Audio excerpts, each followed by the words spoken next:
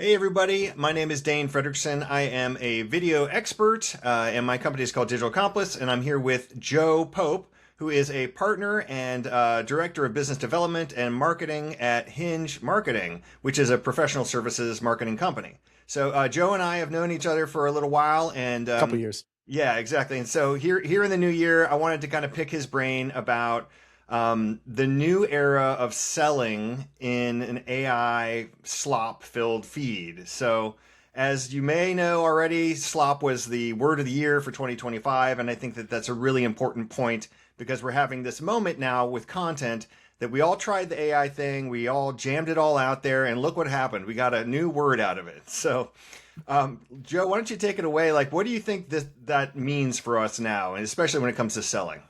I mean, it's a wild world we've gone through in the last few years, honestly. And we're benefiting here because Hinge, as you mentioned, a professional services marketing and branding agency.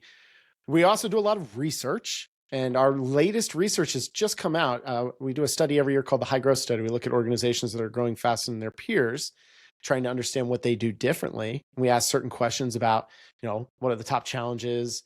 What are the things that are driving you nuts? What are those kinds of things and so forth? And the number one element that high growth firms are paying attention to is incorporating artificial intelligence in a proper and effective way into their business, which basically means not slop, because that's the easy thing that people fall into. You start throwing your prompts together, you think you're just going to replace entire bodies within your ecosystem. And next thing you know, you end up with something that is being suppressed by the many different search algorithms and things along those lines. People aren't clicking on it because they don't trust it. And in professional service, trust is king. If you're not being trustworthy, then of course that's going to go sideways as well. And then I think there's just this large unpredictability in the marketplace as well. And if you're not authentic, then of course you're going to start to bring in anxieties, and those types of things will overwhelm folks. So there's a whole lot going on in terms of how people are feeling that is directly affecting or affected by this whole era of slop and AI and so forth. So yeah, I appreciate the opportunity to sit and chat with you about it today, because I think there are some key pathways forward for organizations to keep in mind when it comes to marketing and sales for their organizations moving forward. Yeah, for me, the way I look at it is like we had this like long sales cycle in B2B already, right? It Yeah. takes a long time. And then now people are more and more wanting to self-educate before they talk to a salesperson. So there's sort of like this narrowing little window that you have to actually engage these people if they're doing all that research up front. And if they're not getting that from the AI slop that you're putting out there, they have to be getting it from somewhere. It's either going to be your competition or some unspecified person on Reddit just making unbased claims, or like you guys have been doing with your video podcast, you've been Yeah. out there putting yourselves out there, sharing your thought leadership as sort of the antidote to slop to help people get to know you, trust you, like you, and educate themselves as they get closer to that decision. And I'm just sort of curious, now that you guys have been doing that for a while, how does that feel like that's working for you? Well, Dane, thanks for the shout out. Spiraling Up podcast. We're now 20 plus episodes in, and you and Digital Accomplice have been a great partner for us, as well as we're trying to grow the visibility of our pod as well. And yeah, no, I think the big piece there, and I can tie it back to the research. What are techniques and tactics that high growth organizations are using? Well, they're using video. They're promoting their content on social media. They are also taking these elements and developing additional pieces of content like blog posts, newsletters, so on and so forth. So a podcast, and a video podcast specifically, is a great way to create something that allows you to diversify across these various techniques. The visible expert play, though, is key. One thing that we've learned over and over again is that high growth organizations make investments in promoting the expertise of their experts, like their leaders, their subject matter experts, the SMEs, if you will, the partners. It's the folks who a lot of times were your boots on the ground at conferences and events. They built out these networks, they did those types of things. And now if we have that expertise available in a variety of channels, on demand, clickable, and things along those lines, that's authentic. That's real. That's them. There's nothing generated about that. Coca-Cola spends how many millions to build that AI slop what was it, Christmas video they just did, things along those lines. I can spend, I don't know, $50 worth of cheap editing to film myself on a camera and provide something that's actually true and authentic in me. So it's the barrier is small, but of course the focus still needs to be there. You got to provide something that's useful.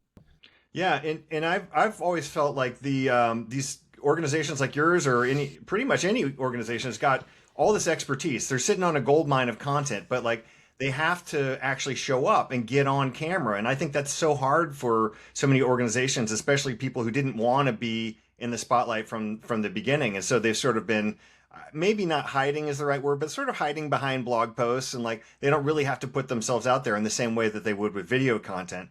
But your organization, Hinge, is on the whole, it's like a bunch of people are now taking up the mantle to do that. That's right. Any insights you can share about how to help them get on board with that and get used to it? The first step is just doing something, right? I think the barrier, the confidence barrier piece, it's the imposter syndrome, if you will, right? Like, well, somebody's better looking than I, better beard, better hair. Like, I mean, there's somebody out there who's going to do a better job. Yeah, shots fired. There's somebody out there who's going to do something in a better way. And reality is, if you have something truly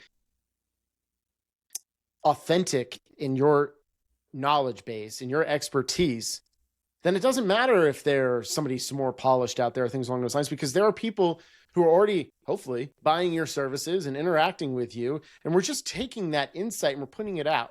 You don't have to go out and do a 50-minute podcast right from the jump. I mean, that was an ambitious thing for Hinge for us to do. I mean, we had to figure out how to do 50 minutes worth of good content. You've been a guest on our pods, like exactly how our angle is, and the fact that we're tying in an original gamification, if you will. Like, we don't just do boring interviews. We make our guests do things. Sorry, right.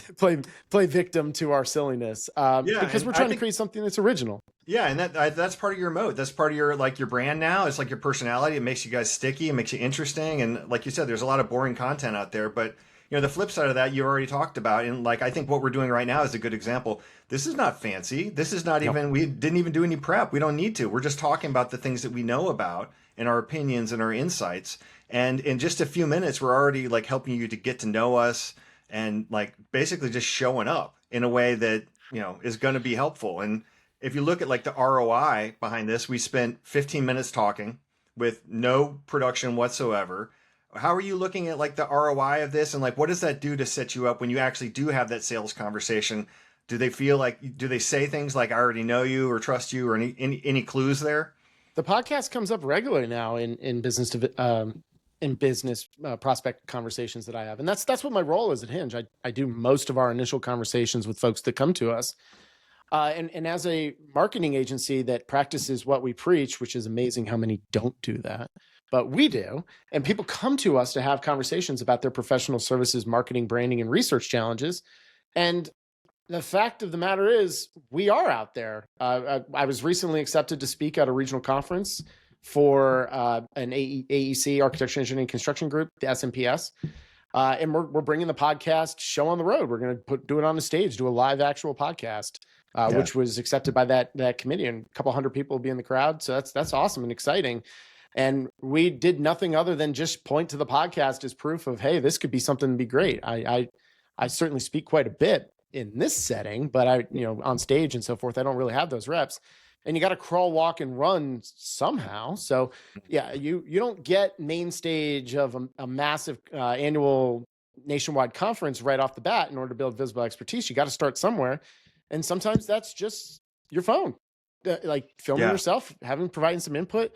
You've got a reoccurring bit I've seen on your LinkedIn, which shows up again in my algorithm, of you walking around the woods of Central California, pontificating about various things, typically wearing a fitted hat. And I remember all of these things, right? Because it's visual, it's tied to something.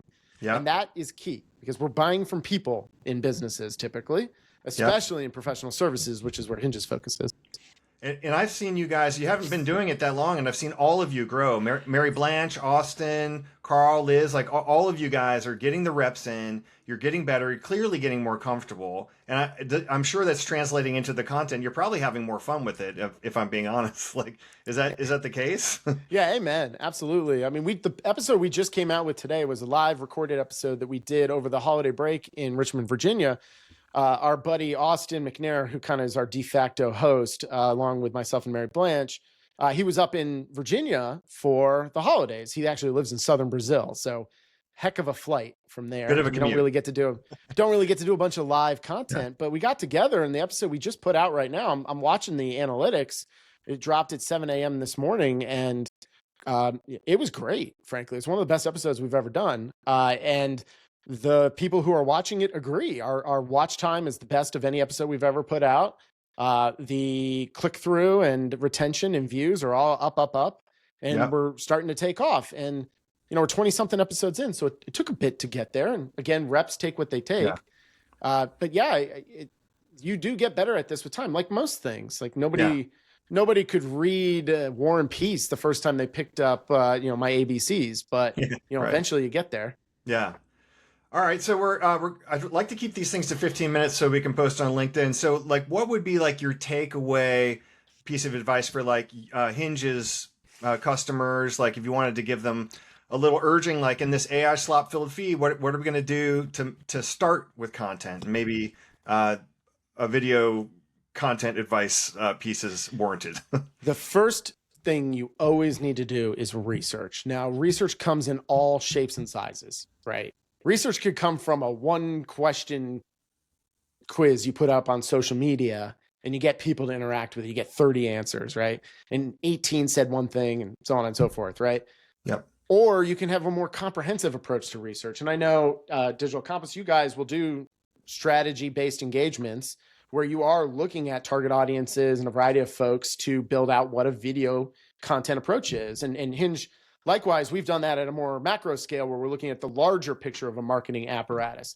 But if you don't have something to set as your base, then the ability for you to test is going to be difficult. And the best way to make those decisions at the base level and what your strategy is going to be is by asking those key questions. What do you care about? So if I'm going to create video content, what the hell does what the hell do people care about? If you're just putting stuff out about, Beanie Babies, which haven't been relevant in quite some time, then it probably isn't going to be really great for an architect who's trying to buy something. We still have to be relevant, right? A good differentiator is relevancy. So, asking those questions can help eliminate some of the uncertainty, if you will, that you're going to miss the boat. And then, outside of that, it's setting what are the metrics that you care about. Right. So if this is supposed to be your primary lead generator, then of course, how many conversations you generate from it is going to be important. But if it's also just a larger piece of your marketing apparatus and we're trying to be just a bit more upfunnel and create brand reputation, brand visibility, all stuff that's extremely important in the GEO, AEO era that we've now entered in, RIP SEO, it's dead, right? But in this stage, we have to be thinking about our brand visibility, our reputation, things along those lines, because that's what's going to matter when people start putting questions into these tools, these generative tools, because it's not just looking at, what's your keywords anymore. It's looking at the whole picture. So putting that content out can help you in some of these things a little further down the funnel. But if it's really, you got to look at your whole picture of marketing in order to make those types of decisions. And then you test to it. You set those parameters and those metrics. You can work with experts such as yourself, such as myself, in our agencies to be able to get these things across the finish line as well. Well, thanks for joining me today, Joe. Great talking with you, and thanks for sharing the insights. If you guys want to check out the Hinge 2026 report, it's now available. It is. Yeah. hingemarketing.com/HGS, and you can get access. All I need is for you to give me your email. I swear I won't spam you or attack you immediately. In fact, all you're really going to do is get added to our mailing list. So you get access to a bunch of great content similar to this high growth study on an ongoing basis, our pivot newsletter, notifications when we're launching our podcast, things along those lines. So this is that rare circumstance where your email is going to get you more and not just an annoying salesperson. Nice. All right. Well, thanks again, Joe. And we'll see you all on LinkedIn. Bye. Thank you, guys.